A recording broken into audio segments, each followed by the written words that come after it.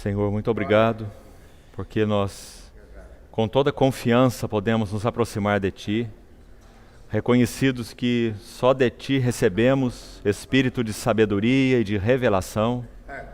Por isso, ajuda-nos, fala-nos ao coração, e que seja o Senhor mesmo quem tome a Tua palavra nas Tuas mãos e abra aos nossos olhos. Confiamos na plena provisão, suporte e assistência do Teu bendito Espírito Santo. Em nome do Senhor Jesus, oramos. Amém. Irmãos, vamos retornar onde nós paramos na reunião anterior. Vamos abrir, por favor, novamente nossas Bíblias em Efésios, capítulo 4. E vamos reler os versos 20 a 24, que foi exatamente onde concluímos ontem pela noite. Vamos ler novamente esses versículos, então vamos seguir. Efésios 4, versículo 20. Mas não foi assim que aprendestes a Cristo. Ontem nós dissemos que, na verdade, esse pequeno A aqui, da tradução, no português, ele deve ser subtraído, porque, na verdade, o texto diz, aprendestes Cristo. Se é que, de fato, verso 21, o tendes ouvido, e nele fostes instruídos, segundo é a verdade em Jesus, no sentido de que, quanto ao trato passado, vos despojeis do velho homem, que se corrompe segundo as concupiscências do engano, e vos renoveis no espírito do vosso entendimento, e vos revistais do novo homem, criado segundo Deus, em justiça e retidão, procedentes da verdade. Apenas para lançarmos de novo o fundamento de onde paramos ontem, quando nós observamos essa palavra, novo homem, aqui em Efésios, nós vamos localizá-la no capítulo 2, se você voltar aí uma página da sua Bíblia, versículo 15, 2,15, quando é dito que nosso Senhor Jesus, quando se ofereceu na cruz do Calvário, Ele derrubou aquela parede de separação que havia no meio entre os dois povos, judeus e gentios, e criou algo novo, algo que não havia, criou em si mesmo um novo homem, como diz aí Efésios 2,15. Então nós vimos já esse assunto de ontem, não vamos repetir isso. Os irmãos que se interessaram, então o assunto já está aí gravado. Nós falamos que esse primeiro aspecto da obra do Senhor Jesus é o aspecto objetivo. É aquilo que Ele fez pela sua entrega na cruz do Calvário. Não importa se você crê, não importa se você não crê, é um fato espiritual. Graças ao Senhor. Ele o fez na cruz do Calvário. Então, a obra do Senhor Jesus na cruz do Calvário assegurou a criação de um novo homem. Agora, comentamos também ontem que o capítulo 4, versículo 24, você veja aí novamente, de novo a palavra novo homem ocorre. E são somente essas duas vezes na Epístola aos Efésios. Quando, irmão, apenas um parêntese rápido aqui, antes de seguirmos, todas as vezes que formos estudar um capítulo da Bíblia, especialmente um livro, de maneira muito particular as epístolas de Romanos em diante, nós sempre devemos ter muita atenção à repetição das palavras. Todas aquelas palavras que ocorrem mais de uma vez, elas têm um link entre si. E nós precisamos reunir essas palavras para que montemos como que um quadro todo. Por exemplo, na Epístola aos Efésios, a palavra andar é uma palavra muito importante, uma das palavras-chave na Epístola. Quando nós buscamos os textos onde ocorre a palavra andar, e você então vai um após outro, você vai ter um quadro maravilhoso. Mostra como nós andávamos antes de pertencer ao Senhor, como nós andamos agora que pertencemos ao Senhor, qual é o andar digno da vocação a que fomos chamados, fala sobre o andar em amor, fala sobre o andar na luz. Então, andar prudentemente como sábios e não como nécios, Então a palavra andar é uma palavra também de ligação em Efésios, porque um dos temas mais importantes da Epístola aos Efésios é o andar cristão. Então, da mesma maneira, quando nós olhamos a palavra novo homem ocorrendo 2 vezes, necessariamente, se lemos Efésios com cuidado, são 6 capítulos, uma carta de certa forma pequena, em extensão, mas riquíssima, riquíssima em conteúdo. Então essas notas precisam nos chamar a atenção. Colocando os 2 versículos juntos, o que nós vamos perceber, como falamos ontem? Que o capítulo 2,15 menciona um novo homem que foi criado em Cristo Jesus quando ele se entregou na cruz do Calvário.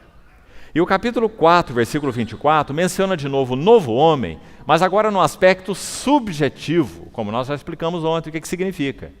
Aquele novo homem que nosso Senhor Jesus já criou na cruz do Calvário, ele carece de ser formado e edificado e manifestado entre nós e conosco.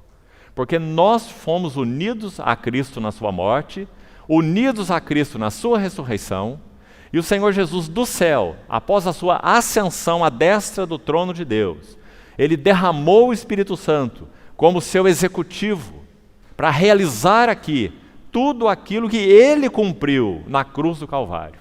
É uma obra dupla. O Senhor Jesus derramou o seu sangue e o Senhor Jesus derramou o óleo, o Espírito Santo. O sangue e o Espírito Santo são 2 aspectos da mesma obra gloriosa do Senhor Jesus. Será que nós temos visto assim? Será que nós entendemos que a obra do Senhor Jesus seria, podemos dizer, uma meia obra, se ele apenas tivesse derramado o seu sangue? É isso que a Bíblia nos ensina. Ele derramou o seu Espírito para que então ele trouxesse a nós todos os benefícios do que ele já cumpriu na cruz do Calvário. Não é assim? Por isso ele enviou um outro Consolador. E disse, ele me glorificará. E disse, ele vos fará lembrar de tudo que eu vos tenho dito. Ele o chamou 3 vezes em João 14, 15 e 16. Uma vez em cada capítulo. O Senhor Jesus se refere ao Espírito Santo como o Espírito da verdade. O que significa a verdade dentro do Evangelho de João? Creio que você sabe o que significa. Significa realidade.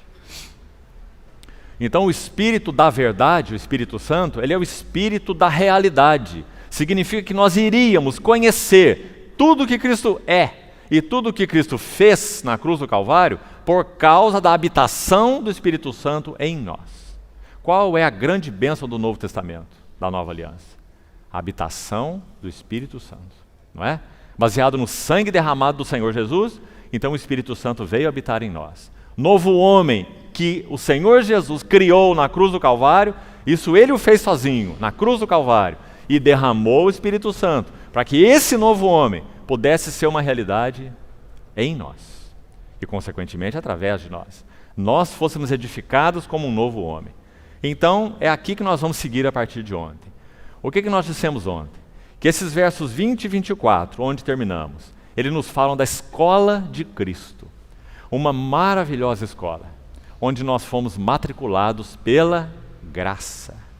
Porque o Senhor Jesus nos alcançou, porque o Senhor Jesus nos achou, e nós fomos matriculados nessa escola maravilhosa.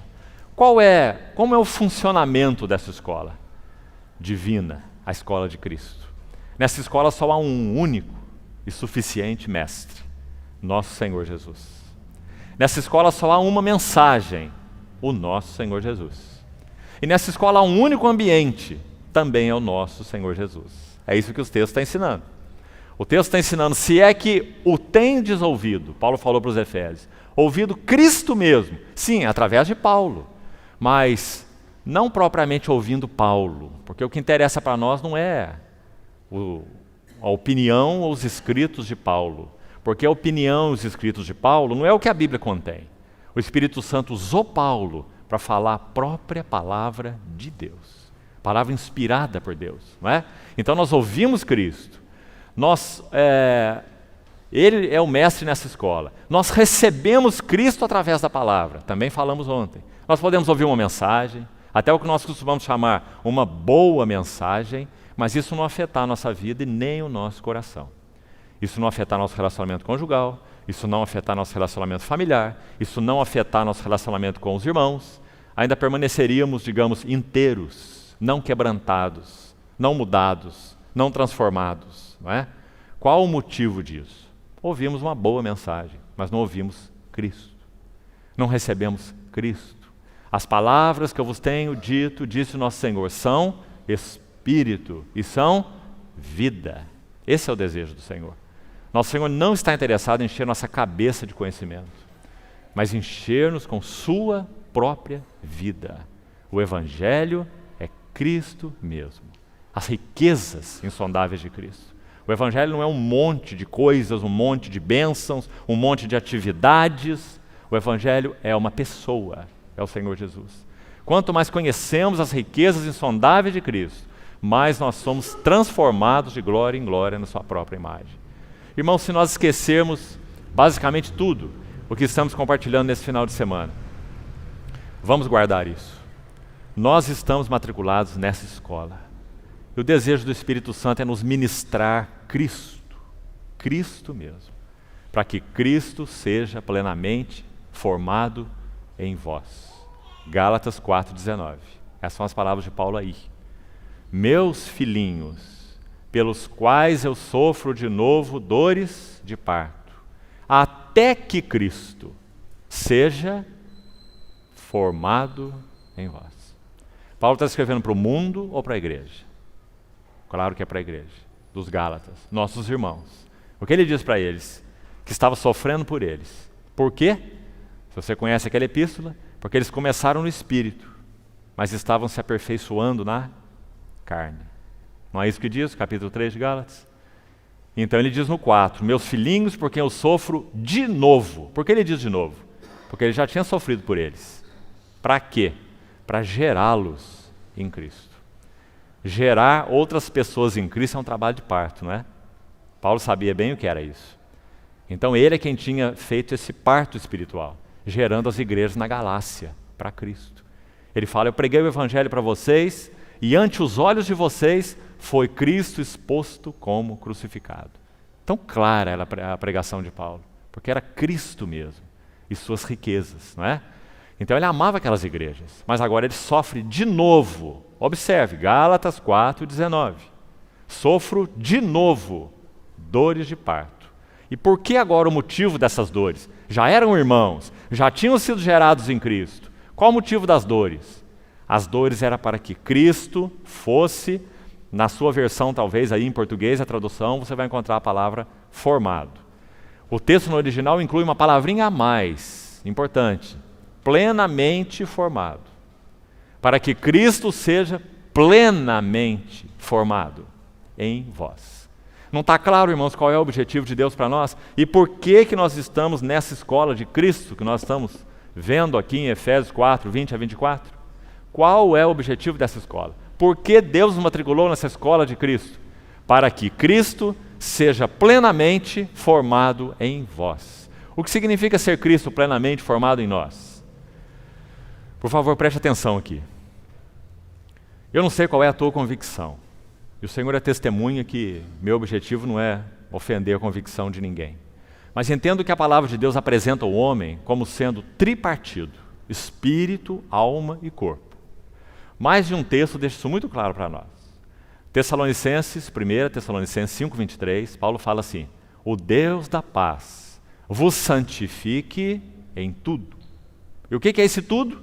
Ele diz lá, e o vosso espírito, alma e corpo. 3 partes. Sejam conservados íntegros e irrepreensíveis na vinda do nosso Senhor Jesus Cristo. Não é assim o versículo? Então qual é a constituição do homem, segundo esse versículo? Espírito, alma e corpo. Quando nós cremos no Senhor Jesus, pela ação do Espírito Santo, pela graça de Deus, o que acontece conosco? Nós estávamos alienados, perdidos. O Senhor nos alcançou, o Espírito Santo fez uma obra inicial em nós. Como é chamada essa obra segundo a Bíblia? Novo nascimento. Não é? Quem não nascer de novo não pode ver o reino de Deus. Ou regeneração, não é? A mesma coisa. Pedro, em 1 Pedro 1:23, ele fala, fostes regenerados pela palavra de Deus que vive e que é permanente. Então o que é regeneração? Nascer de novo. Nós estávamos mortos, Ele nos deu vida. De trevas resplandecerá luz. Ele mesmo resplandeceu nos nossos corações, Paulo falando para Coríntios. Então esse é o primeiro ato de Deus em nós. Ele deu vida para um espírito morto. E agora nós recebemos um espírito de adoção. E nós então podemos orar ao Senhor, adorar ao Senhor, Abba Pai, temos comunhão, porque nosso espírito foi regenerado. Mas irmão, escute com cuidado aqui. Esse é o primeiro ato de Deus em nós. Só a porta de entrada. Para que Deus nos chamou então? Para que a partir do nosso espírito, agora nossa alma, um outro terreno, pudesse ser plenamente cheia, transformada e conformada à imagem do Senhor Jesus. Por isso Hebreus, quando se refere à salvação, não diz que a nossa salvação é apenas uma salvação. Hebreus 2:3 diz assim: como escaparemos nós se negligenciarmos uma tão grande salvação? Que maravilhoso. Por que essas esferas? Uma tão grande salvação. Porque é uma salvação que atinge o nosso espírito, nossa alma e irá atingir até mesmo os nossos corpos mortais. Na vinda do nosso Senhor Jesus, nós receberemos corpos glorificados, imortais. Mas o que está entre a salvação do espírito e a salvação do corpo? A salvação da alma. O que a Bíblia chama de alma? Nossos pensamentos, nossos sentimentos e os nossos desejos. Aí está o terreno atual de salvação que o Espírito Santo está batalhando para ganhar em nós. E isso é dito de uma outra maneira em Gálatas 4,19, usando aquele termo que nós vimos.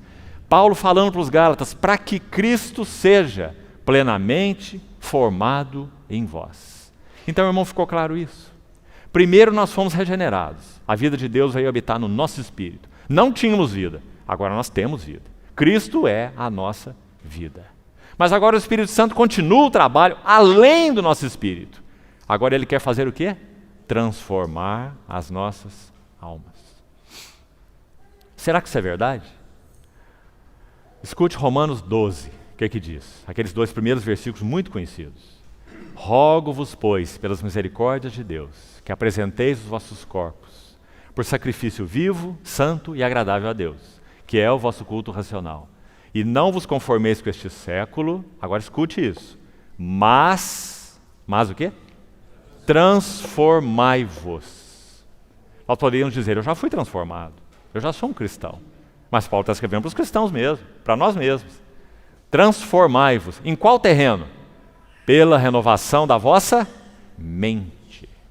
Isso significa, quando nós cremos no Senhor Jesus e recebemos vida no nosso espírito, a nossa mente não é automaticamente transformada.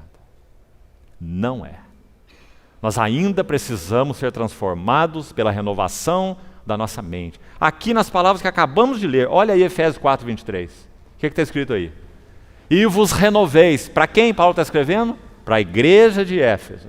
E vos renoveis no espírito da vossa mente, ou do vosso entendimento. Então, irmãos, não tem como ser mais claro, não é? Nós estamos num processo de Deus, realizado pelo Espírito Santo e pela palavra, porque esse é um instrumento que o Espírito Santo usa, um processo de transformação no terreno da alma, ou seja, o Espírito Santo deseja usar a palavra para transformar a nossa maneira de pensar, transformar a nossa maneira de sentir e transformar a nossa maneira de desejar. A esfera da alma, mente, vontade e emoções. Isso é alma na Bíblia. Irmãos, não é uma obra maravilhosa?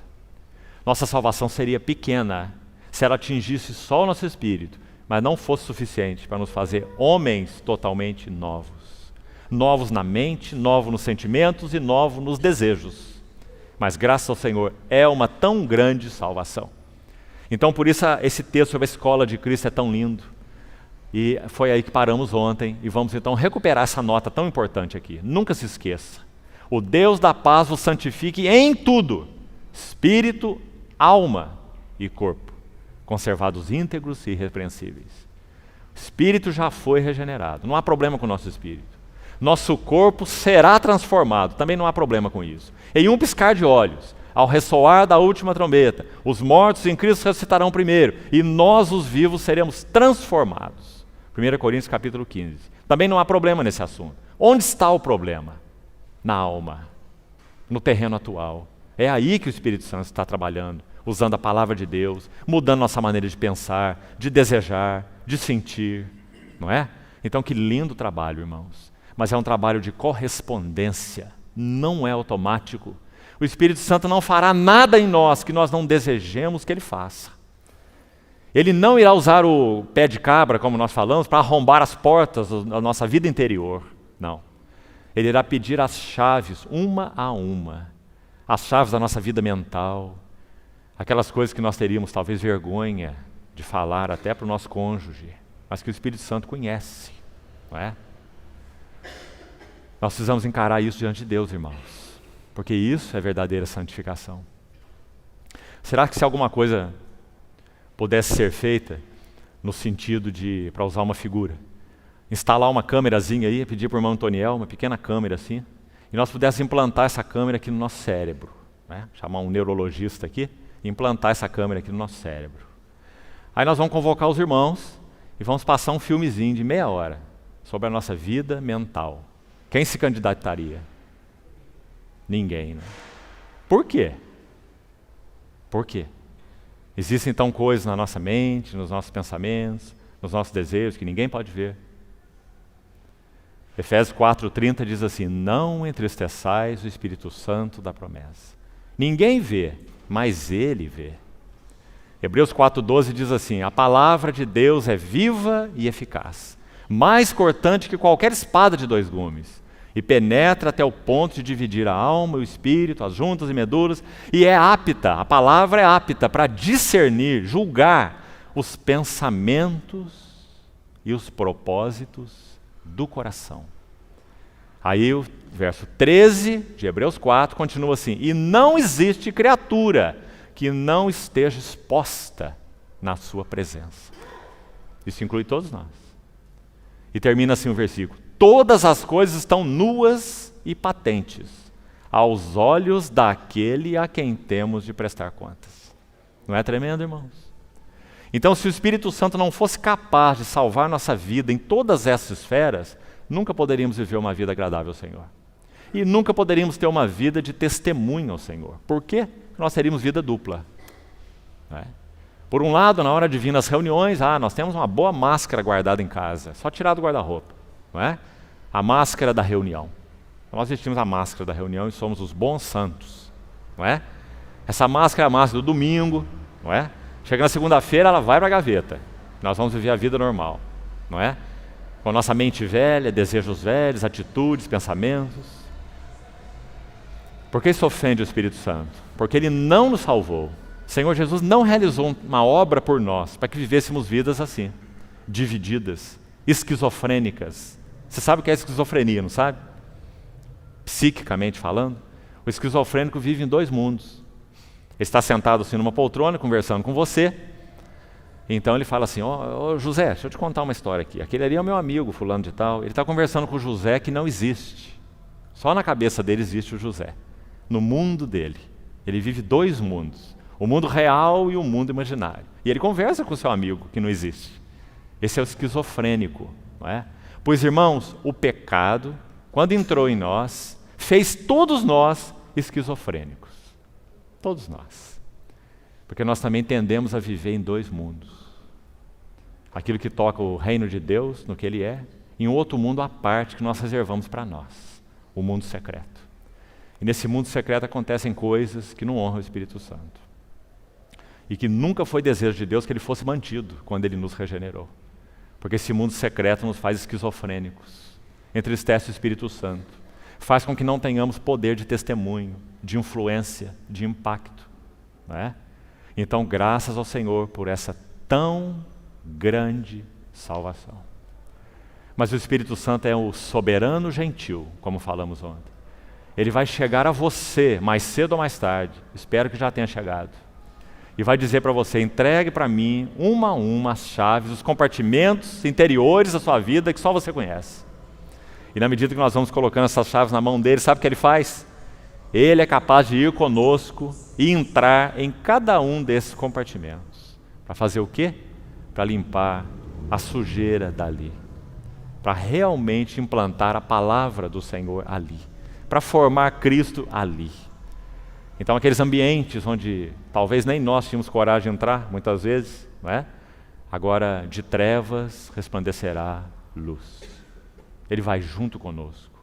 Irmãos, o maior erro que nós cometemos é correr de Cristo quando nós confrontamos nossos pecados interiores. Nós devíamos correr para Cristo e não correr de Cristo. Porque Ele é o único que pode não apenas perdoar, mas Ele pode purificar. Não é? Entrando conosco nesses compartimentos mais profundos da nossa vida e então gerando em nós uma verdadeira santificação, que é essa formação de Cristo em nós. Você entende isso? Caráter de Cristo. Nós não fomos salvos apenas para ir para o céu, irmãos.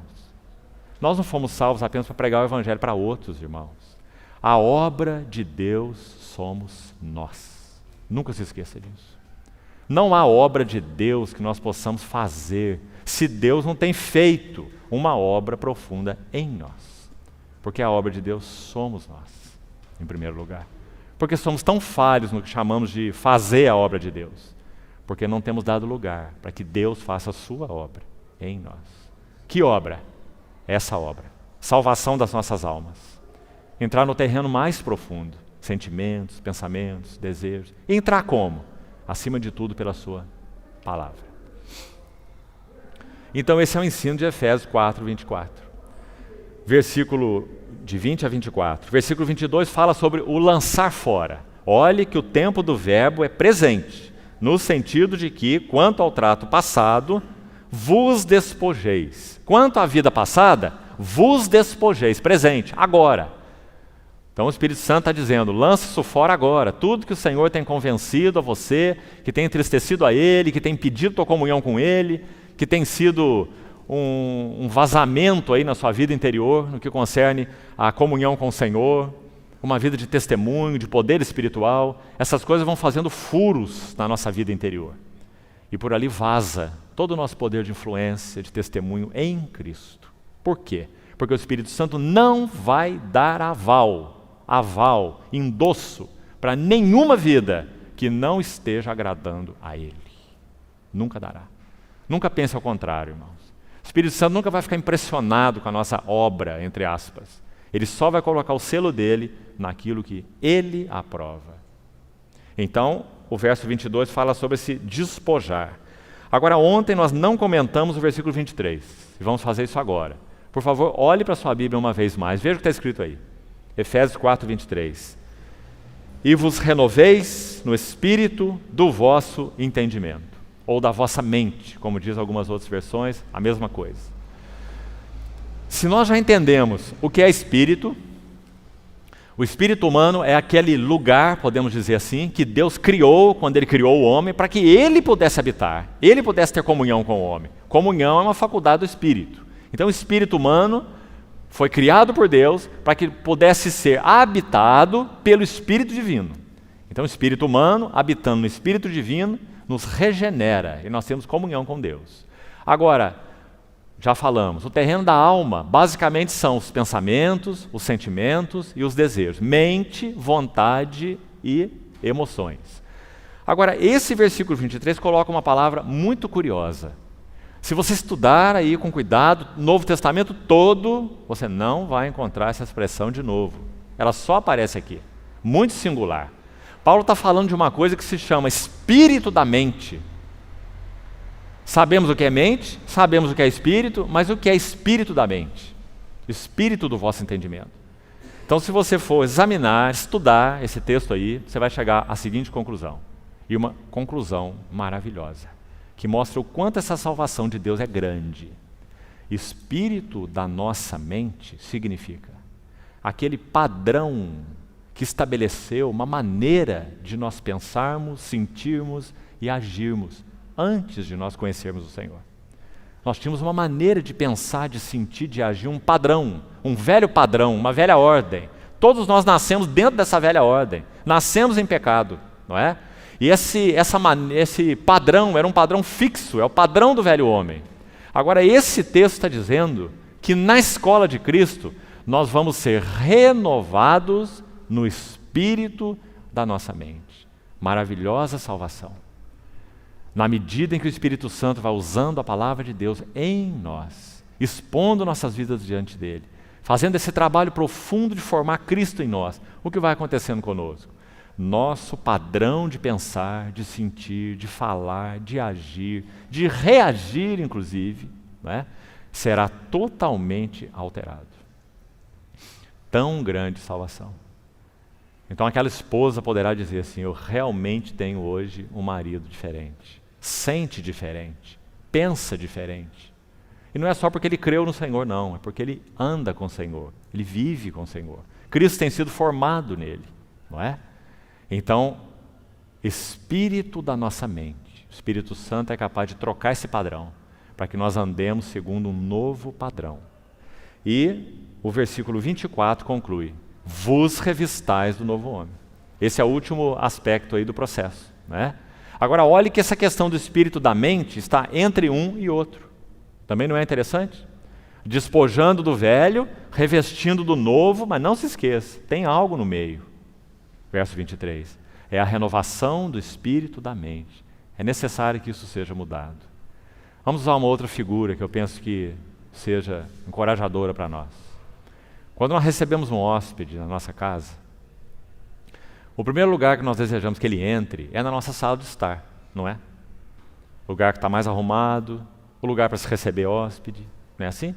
Todos nós fazemos isso, claro, nós queremos dar o melhor para ele. Então nós recebemos pela porta da frente, a porta da sala de estar.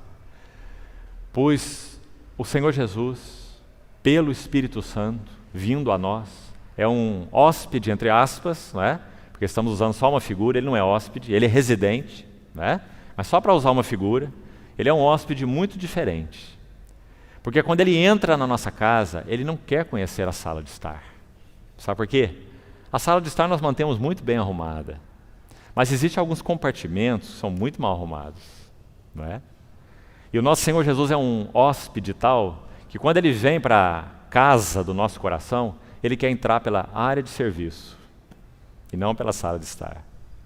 E o primeiro lugar que ele quer conhecer na nossa casa é a lata do lixo. Porque espiritualmente falando, nós somos o que nós comemos.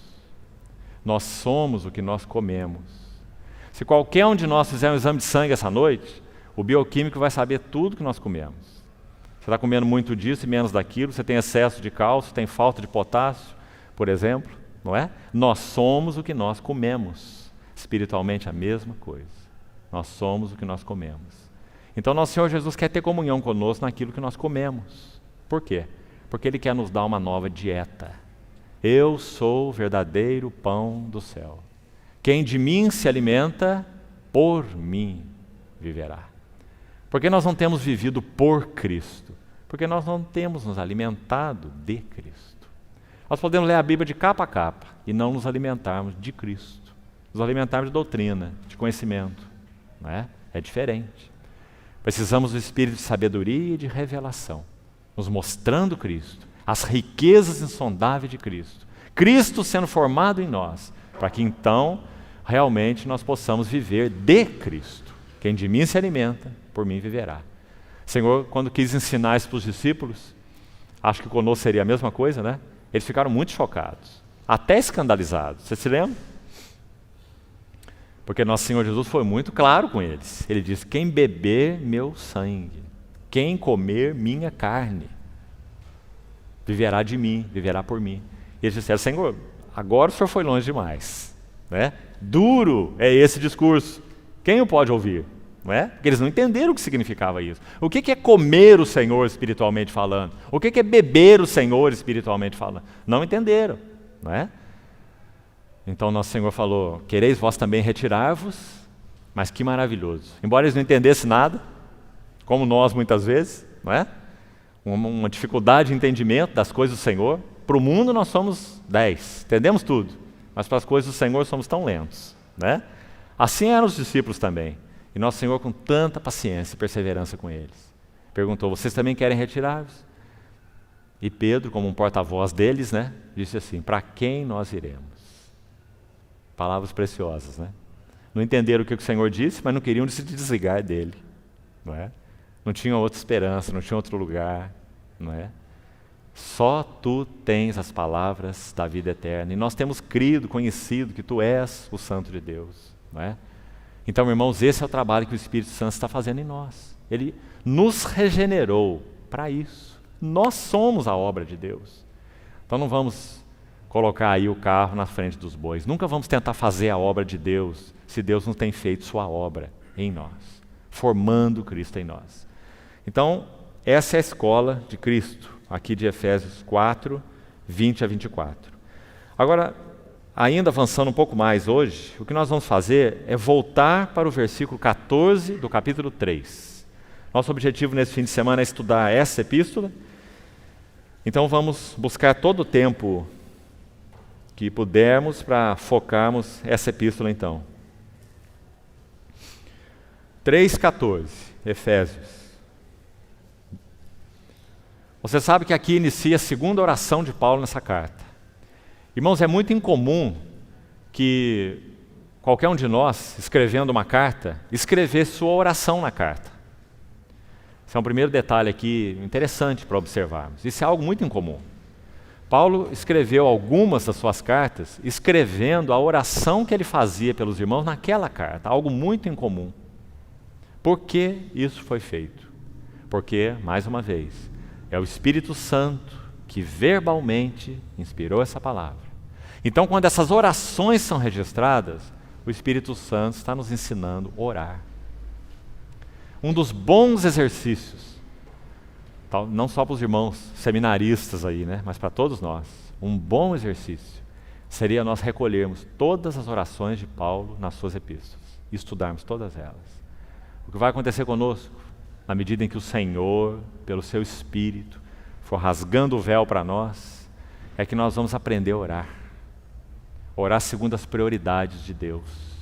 Outra coisa que vai acontecer conosco, nós vamos ser humilhados diante do Senhor, porque nós vamos ver que as nossas orações são assim diante de Deus. São rasinhas, são pequenininhas, muitas vezes são mesmo medíocres, diante das orações do Espírito Santo nessas epístolas. Mas ele as deixou registrado aqui porque essas são as prioridades de oração. Então a primeira oração está lá no capítulo 1.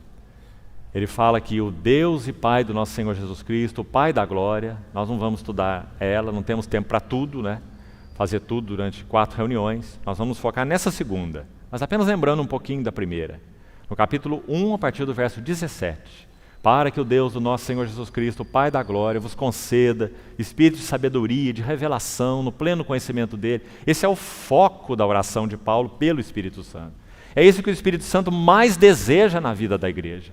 Não é que sejamos isso, sejamos aquilo, façamos, mas é que nós sejamos cheios do Espírito de sabedoria, de entendimento, de revelação, de clareza a respeito de quem Cristo é, o que Cristo fez, qual é a verdadeira natureza da igreja, qual é a verdadeira natureza do nosso chamamento, não é? Está lá incluído na primeira oração do capítulo 1, para que saibais qual é a esperança do seu chamamento, a riqueza da sua glória, da sua herança nos santos, a suprema grandeza do seu poder para com os que cremos, está lá no verso 19. Veja esses itens aí que nós estamos citando. São os itens da oração de Paulo. Por que está registrado aqui? Porque nós devíamos orar assim, nós devíamos almejar conhecer isso que está escrito aí. E não, o Senhor abençoe minha família, o Senhor meu marido, o Senhor meu filho, o Senhor eu quebrei a perna ontem, o outro está precisando disso, o outro daquilo. Irmãos, nossas orações são muito rasas, muito pequenas, muito infantis tantas vezes. Elas não tocam o eterno propósito de Deus. Não é que Deus não está interessado em nós estamos com a perna quebrada. Ele está sim, mas nós não precisamos fazer alarde disso. E orar sobre isso o tempo todo, e a minha perna, e vivemos em função da nossa perna. Não é? Enquanto o Espírito Santo deseja abrir os nossos olhos, rasgar o véu para que vejamos Cristo, com perna quebrada e tudo. Não é? Jacó foi muito abençoado depois que ele foi tocado no nervo da sua coxa. Não é? Manco, mas abençoado. Não é? É melhor assim. É melhor manco, mas abençoado, não é? Do que inteiro, mas sem a bênção. Então que o Senhor nos ajude a ver essas prioridades, né? Então está aí no capítulo 1, na primeira oração. Tem vários itens aí. Agora olha o capítulo 3, então verso 14. Vamos lá. Por essa causa. Aqui já tem uma lição importante para nós, nessa frasezinha. Sabe por quê? Porque ela já apareceu nessa epístola. Então, estude a palavra de Deus assim. Preste atenção nela. Por essa causa. Onde está escrito nessa epístola aqui, por essa causa? Outra vez. Capítulo 3, versículo 1. Olha aí. Por essa causa. A mesma expressão. Sabe o que Paulo fez aqui, entre os versos 1 e 14? Ele fez uma digressão. Sabe o que é digressão? É quando alguém está num raciocínio linear, seguindo uma linha de raciocínio, então ele abre um parêntese. Aí ele vai dar uma volta, mas ele volta, não é? Para o caminho principal de novo. Isso é uma digressão. Paulo, quando ele escreve o capítulo 2, vá olhando para a sua Bíblia. Quando ele termina o verso 22 dizendo, estais sendo edificados para a habitação de Deus no Espírito, ele pôs um ponto, terminou um raciocínio aí. Aí ele fala assim, por esta causa, capítulo 3, versículo 1. Qual causa? É a causa que ele já expôs no capítulo 2. Qual é essa causa? O novo homem da nova criação. Já falamos um pouco sobre isso ontem, não é? Cristo é o cabeça, a igreja é o corpo, ele criou em si mesmo um novo homem, agora o Espírito Santo está gerando, trazendo à luz, formando esse novo homem conosco, em nós, né? Então ele diz, é por essa causa. Paulo tinha uma causa? Tinha. Qual era a causa de Paulo? Ele está dizendo, por esta causa. A causa de Paulo era esse novo homem, do versículo 15. Irmão, se a causa, na nossa motivação cristã, se a causa de Cristo é menor do que esse novo homem, nós estamos brigando por uma causa falida. A nossa causa deve ser essa causa, porque essa é a única causa. Nós devemos todos, na medida em que o próprio Senhor está sendo formado em nós, Cristo está sendo formado em nós, batalharmos juntos por essa única causa. Qual causa? Que esse novo homem, ele seja edificado entre nós. Ontem nós falamos um pouquinho como isso vai acontecer. Creio que os irmãos se lembram. O Senhor vai usar a sua palavra, aquela tesoura santa, você se lembra? E Ele vai nos aparar aqui, aparar ali, aparar lá. Como nós falamos, Ele quer ter comunhão conosco lá na nossa vida interior, para fazer esse trabalho de enxertar a palavra de Deus em nós, que é uma outra maneira de dizer Cristo formado em nós, né? Então, na medida que Ele vai fazendo isso, Ele está edificando uma casa para Deus, colocando as pedras vivas juntas, justapostas, uma ao lado da outra, uma sobre a outra, sem ciúmes, sem invejas, sem contendas, sem disputas, sem busca de glória pessoal, sem busca cada um do seu ministério, como nós costumamos dizer tanto, com a boca tão cheia, não é? Mas aprendendo a funcionar no corpo de Cristo uns com os outros, com uma mesma causa. Qual causa? A causa da denominação tal. Não, isso não é o chamamento de Deus. Mas a causa do novo homem. Esse é o chamamento de Deus. E esse chamamento inclui todos os que pertencem ao Senhor. Não importa em que tipo de lugar eles estejam reunindo, mas só há uma causa. O novo homem da nova criação. É por essa causa que nós devemos batalhar, não é? Então, no capítulo 3, por essa causa, eu, Paulo, prisioneiro. Agora, olha onde ele faz a digressão aqui, olha. Por essa causa, eu, Paulo, prisioneiro de Cristo Jesus, por amor de vós, gentios, vírgula. Aqui começa a digressão. Porque ele vai falar assim, se é que tendes ouvido a respeito da dispensação da graça a mim confiado. Ele saiu de lado, você vê? Só que ele saiu de lado pelo Espírito Santo. É palavra inspirada de Deus. Graças ao Senhor que Paulo saiu de lado. Quando ele sai de lado, é o Espírito Santo que está saindo de lado. E nessa saída de lado, até o versículo 13, sabe o que ele vai falar? Alguma coisa das riquezas insondáveis de Cristo, da dispensação do mistério. Vai falar no versículo 10 que é pela igreja. Olha o verso 10 do capítulo 3. Que essa multiforme sabedoria de Deus se torna conhecida, de principados, de potestades. Não é uma digressão maravilhosa? Mas então, concluindo essa digressão aí no verso 13, ele começa a orar no verso 14. Então, ainda dentro da digressão ele ora. Mais um aspecto maravilhoso. Graças a Deus por essa digressão. Ele fez essa digressão, nos deu ainda revelações mais maravilhosas, orou sobre isso, nós vamos estudar essa oração e depois ele volta. Ele volta no capítulo 4, versículo 1. Olha as palavras que ele volta. versículo 1 do capítulo 4. Rogo-vos, pois. Está vendo esse pois? Ele voltou já. Eu, prisioneiro, ele repete a palavra prisioneiro, que ele já tinha usado no capítulo 3, versículo 1. O prisioneiro no Senhor. Aqui ele repete. Rogo-vos então, eu, o prisioneiro no Senhor, que andeis de modo digno da vocação a que fomos chamados. Agora ele voltou para a linha principal e vai seguir. Não é? Então, assim que nós entendemos esse capítulo 3, essa digressão e essa oração dentro dessa chamada digressão. Agora, o que nos interessa aqui? Os pontos dessa oração. Vamos aprender um pouco como orar. Vamos aprender um pouco sobre os pontos principais do encargo do Espírito Santo quando nós oramos. Vamos lá. Por essa causa, verso 14, eu me ponho de joelhos diante do Pai, de quem toda família sobre a terra e no céu toma o nome. Esse verso 15 significa: toda paternidade que há no céu e na terra é derivada da paternidade de Deus. Então, verso 16. Para que? Agora ele vai começar com os pontos. O que é importante para Paulo na oração dele? Então, é importante para o Espírito Santo. Né?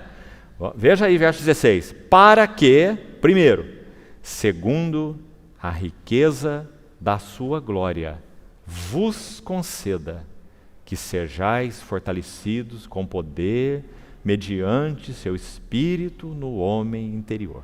Esse é o primeiro elemento. Ele está dizendo, homem interior é uma outra maneira de Paulo se referir ao nosso espírito. Ele usa também em Coríntios a mesma expressão. Ainda que o homem exterior se corrompa, o homem interior se renova de dia em dia.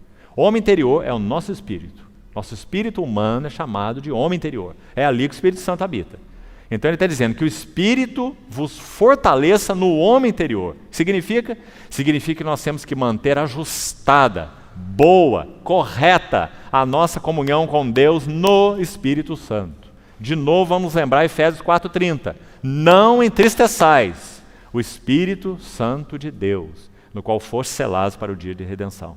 Se fizermos isso, nós estamos acabados. Nós não podemos agradar a Deus e nem sermos úteis para Deus. Então ele diz que ele vos fortaleça pelo seu espírito no homem interior. Aí que ele começa. Aí deve estar nossa prioridade. Cuidarmos muito bem da nossa relação interior com o Senhor. Como nós falamos também no início. Ele sonda todas as coisas, ele nos conhece. Nós vivemos vidas nuas aos seus olhos. Então é assim que nós devemos viver. De tal forma a agradá-lo, a honrá-lo, que ele se satisfaça em nós, para que então nós possamos ser úteis, né, nas suas mãos. Então esse é o verso 16. Agora olha o verso 17. Veja o verso 17, à luz do verso 16.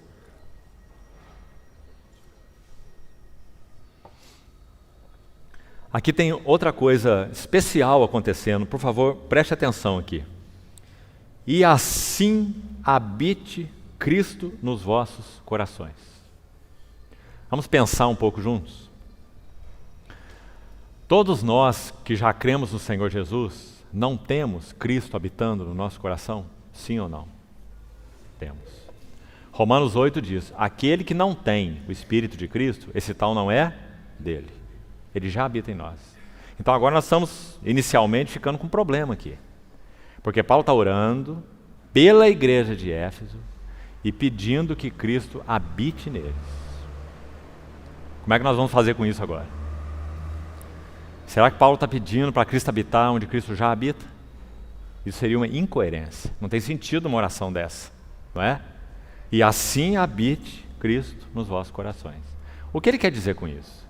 Então, se você for examinar a palavra habite, porque ela é a palavra mais importante aí, né? E assim habite Cristo nos vossos corações. Habite em que sentido? Conclusão que você vai chegar. A palavra no grego é katoikeo, composta de duas raízes juntas. Kata, você conhece, um prefixo de reforço que significa para dentro, para baixo, kata. E esse oikeo vem de oikos, casa. Então, literalmente, habite, katoikeo, significa morar para dentro, ou morar para o fundo, ou morar para baixo. A ideia de habitar aí é ter uma residência permanente. Então, quando Paulo ora para que eles sejam fortalecidos com poder pelo Espírito, no verso 16, o propósito de ser fortalecidos no homem interior pelo Espírito é que Cristo tome residência plena no coração deles. Agora, a palavra coração é outra chave aqui. Cristo habite nos vossos corações. Veja que não disse no vosso espírito, porque no espírito Cristo já habita, mas disse nos vossos corações. E o coração inclui mais do que espírito.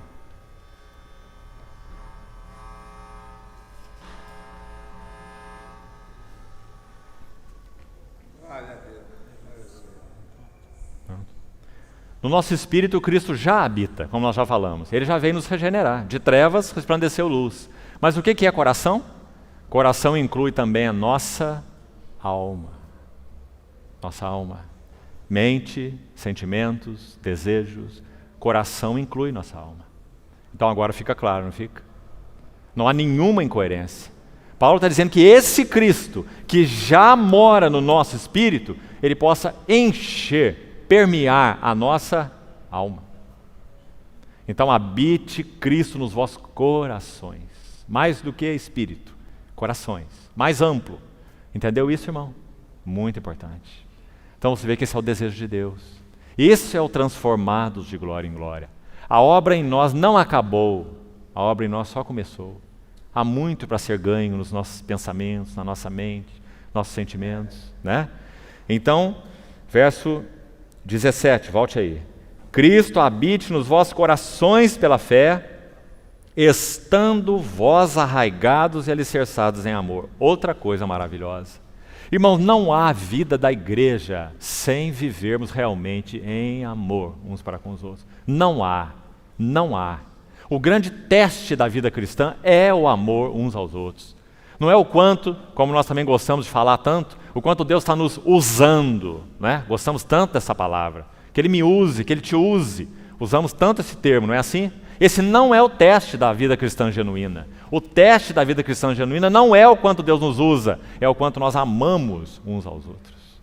O Senhor Jesus disse assim, é nisto, que todos conhecerão que sois os meus discípulos, se fordes usado por mim. Foi isso que Ele falou?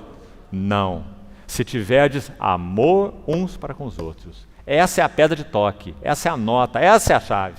Não é o quanto nós somos usados. Então que coisa importante, irmãos.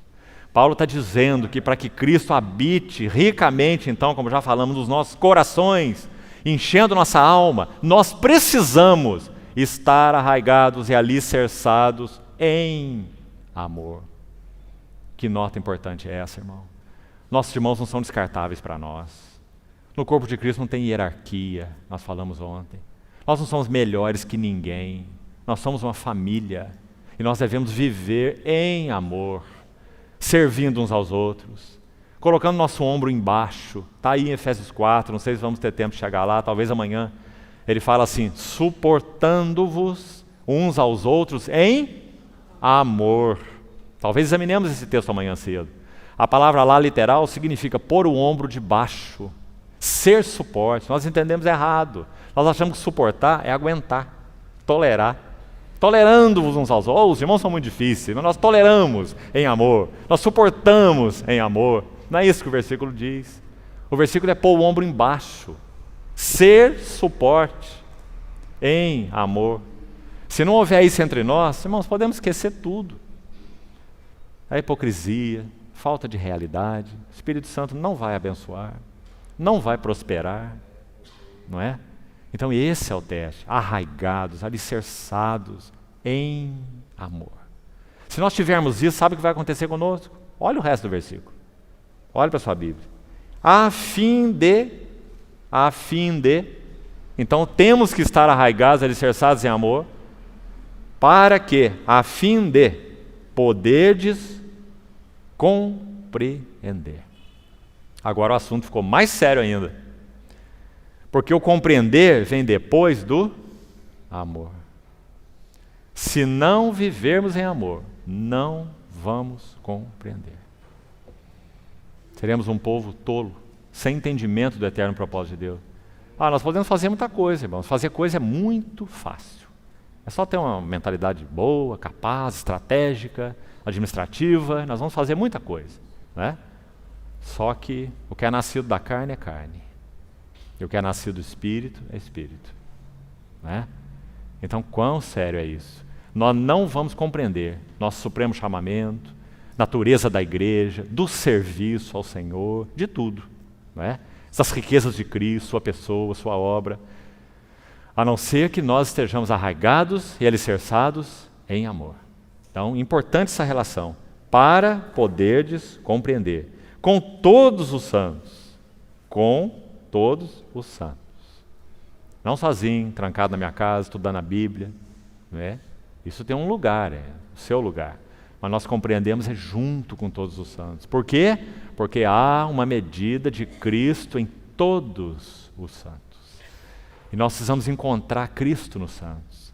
Sabe por que nós temos dificuldade? Pense aqui nas tábuas do tabernáculo. As tábuas do tabernáculo eram feitas de madeira. Madeira de acácia. Você já viu uma acácia? Uma acácia é uma árvore pequena, completamente torta, toda cheia de galhos torcidos para todo lado. É um trabalho de mestre você poder usar a acácia para fazer um móvel com ela, uma madeira. Nosso Senhor Jesus foi carpinteiro, né? E nós somos as acácias, toda torta. E Ele é um carpinteiro mestre. Ele é capaz de tomar esses galhos, essa madeira que não serve para muita coisa, não é? E passar na plana da sua carpintaria celestial e nos fazer tábuas do tabernáculo, como eram as tábuas do tabernáculo de Moisés, não é? Só que tem um detalhe. Na tipologia bíblica, madeira representa a natureza humana.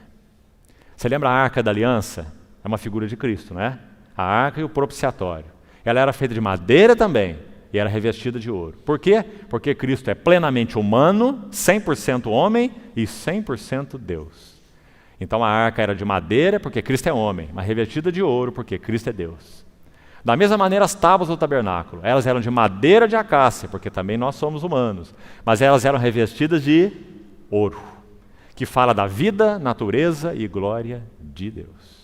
Então quando aquela madeira era aplanada, preparada, aparada, como nós falamos, veja, é o trabalho da cruz em nós, é o trabalho do Espírito Santo em nós, é o trabalho da palavra em nós. A palavra de Deus é viva e eficaz, como já explicamos ontem, ela vai fazendo esse trabalho, aparando essas tábuas, mas falta algo ainda, esse revestir de ouro, não é?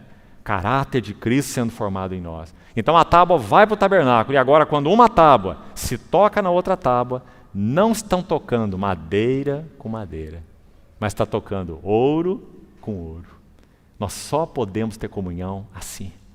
Ouro fala da vida, glória e natureza de Deus. Se nós tocarmos na nossa natureza humana, nós vamos ter muito problema. Vai ter muita faísca saindo aí, né? Quando nós tocamos natureza humana com natureza humana. Nossa personalidade, nosso jeito, nosso temperamento, palavras que também usamos tanto, né? Eu sou assim. Nós não falamos isso? Eu sou assim. Que palavra terrível é essa diante do Senhor? Nós devíamos saber como Ele é e estarmos sendo transformados na sua imagem. E não fincarmos o nosso pé e dizer, eu sou assim, os outros que me aguentem. Não é? Isso é prova da nossa imaturidade, infantilidade, né? Então aquelas tábuas tocavam ouro com ouro. Outro detalhe, qual era a largura de cada tábua? Você se lembra? Você já estudou tabernáculo? Cada tábua tinha um côvado e meio. Por que um côvado e meio? É uma meia medida, não é? Por que um côvado? Não era um côvado completo, só um côvado. Por que não eram 2 côvados? Porque era um côvado e meio. Porque para se fazer uma unidade completa, precisaria de 2 tábuas. Isso significa que nós, em nós e por nós mesmos, somos meias medidas. Nós precisamos, nós lemos aqui, arraigados e alicerçados em amor para junto com todos os santos. Nós podemos compreender a largura, o comprimento, a altura, a profundidade e conhecer o amor de Cristo que excede todo entendimento. Todos nós somos meia medida, nenhum de nós suficiente para conhecer esse grande Cristo que nós temos, nosso Senhor, né? Então está aí, junto com todos os santos, verso 18. Conhecemos qual é a largura, qual o comprimento, qual a altura, qual a profundidade. Você viu essas 4 medidas aí? se referindo ao eterno propósito de Deus em Cristo. É isso que nós precisamos conhecer. Está lá no versículo 11, lá em cima. O eterno propósito de Deus em Cristo. Qual é a largura dele? Qual é o comprimento dele? Qual é a profundidade dele? Do eterno propósito de Deus em Cristo. Para que ele nos chamou? Qual é a natureza da igreja? Qual é o trabalho do Espírito Santo na igreja? Precisamos conhecer. E só vamos conhecer isso junto com todos os santos. Dependemos da revelação do Senhor uns nos outros, né? Concluindo então, vamos um pouquinho mais. Verso 19. E conhecer o amor de Cristo. É uma oração cheia de amor, não é? Está vendo o amor mais uma vez aí? E conhecer o amor de Cristo. Para conhecer o amor de Cristo, nós precisamos estar arraigados e alicerçados em amor. Para conhecer o amor de Cristo. Porque se nós dissemos que amamos a Cristo, mas não amamos nosso irmão a quem vemos, este é mentiroso. Como João disse, não é? Então você vê a ligação, irmão, entre uma coisa e outra. Como é sério isso, né? Então, conhecer o amor de Cristo que excede todo entendimento. Que linda frase. Porque não é uma questão de entendimento mental, não é? Essa frase não parece ser ambígua? Conhecer algo que excede entendimento. Como você vai conhecer se excede? Não é? É porque esse conhecer não é intelectual. Esse conhecer é espiritual. Não é? Conhecer o amor de Cristo que excede todo entendimento. E olha como ele termina essa oração. Para que sejais tomados de toda a plenitude de Deus. Irmãos, ler uma oração dessa, realmente ouvindo o Senhor, pelo Espírito, nos leva a nos prostrar diante dele. E ver quão pequenininhos nós temos sido. Na nossa oração, na vida da igreja, nos nossos relacionamentos. Porque esse seria o propósito de Deus para nós. É o propósito de Deus para nós. Não é? E deveria ser realidade em todos nós. Você lembra? Vamos usar uma ilustração disso aqui, esse verso 19. Vamos ilustrar esse verso aqui com outro verso. Você se lembra de Coríntios 14, que fala sobre o reunir da igreja, fala sobre o profetizar, o edificar, exortar, consolar, aquele capítulo tão conhecido. Coríntios 14. Lá no verso 23 até 25 daquele capítulo, fala sobre esse ser tomado de toda a plenitude de Deus em uma ilustração. Uma das expressões do que é uma assembleia tomada da plenitude de Deus. É um lindo texto e também nos humilha, até o pó. Porque aquele verso diz assim: quando vos reunis no mesmo lugar e passardes a falar em línguas, e entrar algum indouto, incrédulo no meio de vós, não dirá que estáis loucos, porque Paulo orientou que o falar de línguas, os irmãos sabem muito bem, deve ser acompanhado pela interpretação da língua e tudo que os irmãos já conhecem, né? Então ali no verso 23 ele está retornando nisso e dizendo, se entrarem algum incrédulo ou indouto, não dirá que estáis todos loucos? Aí ele continua, Coríntios 14, 23 a 25.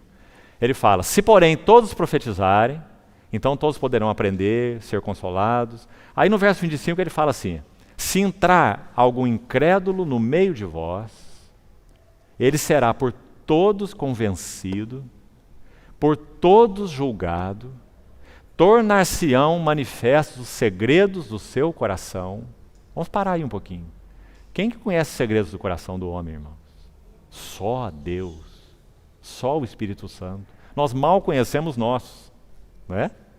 Deus é quem conhece o segredo dos corações. Mas essa igreja do Senhor, a Assembleia do Senhor, estaria então tão tomada pela realidade espiritual, não é mágica, não é um processo miraculoso que acontece a hora que nós nos reunimos, não. O Espírito Santo não coloca aval naquilo que ele não está se agradando, já falamos. A igreja não é reunião, a igreja tem reuniões, mas a igreja não é reunião. Se nós não vivemos a realidade da vida da igreja, nossas reuniões não servem para nada, não edificam nada, não é? Então, ele diz, quando a igreja se reúne e tem essa realidade espiritual, tem o aval do Espírito Santo, então esse incrédulo é convencido, é julgado, torna-se os segredos do seu coração manifesto e termina assim o verso. E ele se prostrará com o rosto em terra, confessando, escute o que diz aí, Deus está de fato no meio de vós. Não é maravilhoso, irmão? Qual será que foi a última vez que aconteceu isso conosco? Quando será? Esse era o propósito normal de Deus para a reunião da igreja. Se a igreja realmente estivesse andando como luz, como sal, na liderança do Espírito, no encabeçamento de Cristo, com vidas agradáveis ao Senhor, né? Em todos os aspectos. Então assim seria a reunião da igreja. Uma reunião movida pelo Espírito Santo, guiada pelo Espírito Santo, na luz do Espírito Santo, no poder do Espírito Santo. Mas nós não podemos conseguir isso por método nenhum, e nem por liturgia nenhuma. O Espírito Santo precisa se agradar de nós, ser honrado em nós, para que então nós possamos reunir assim, como o povo de Deus. Então, irmãos, assim Paulo concluiu a oração, para que sejais tomados de toda a plenitude de Deus. Vamos parar por aqui hoje. Amanhã nós seguimos com o capítulo 4, esse andar digno da vocação a que fomos chamados. Que o Senhor, irmãos, na sua infinita misericórdia, continue abrindo nossos olhos. Nós fomos chamados para Ele, ninguém nos arrebatará das suas mãos, mas Ele tem um trabalho sólido, consistente a ser feito em nós. E carece da nossa permissão. Nosso Senhor não é um invasor. Então que nós possamos convidar o Senhor para vir tomar o seu lugar nos nossos corações. Que demos à palavra de Deus o lugar dela nos nossos corações. Que nós deixemos de ser juízes da palavra, como nós falamos ontem, e passemos a ser servos da palavra e não juízes dela. Que o Senhor nos ajude nisso, para que possamos realmente avançar como igreja em pleno testemunho, em testemunho vigoroso ao Senhor, para o louvor da sua glória. Amém. Vamos orar, irmãos.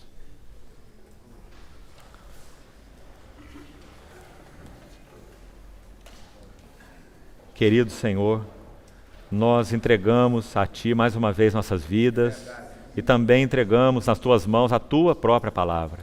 Obrigado porque Tua palavra é viva e eficaz e pode e está fazendo em nós um trabalho tão divino quanto o Senhor é divino, tão precioso quanto o Senhor é precioso. Senhor, avança em nós. Senhor, convence-nos daquilo que não é Teu e daquilo que de alguma forma tem desagradado o Teu coração nas nossas vidas. Introduz-nos mais profundamente na realidade espiritual de quem o Senhor é. E, Senhor, ganha mais espaço em nós para Ti mesmo. Sê formado em nós, para o louvor da glória da Tua graça, Senhor. Te pedimos, confiadamente, em nome do nosso Senhor Jesus. Amém.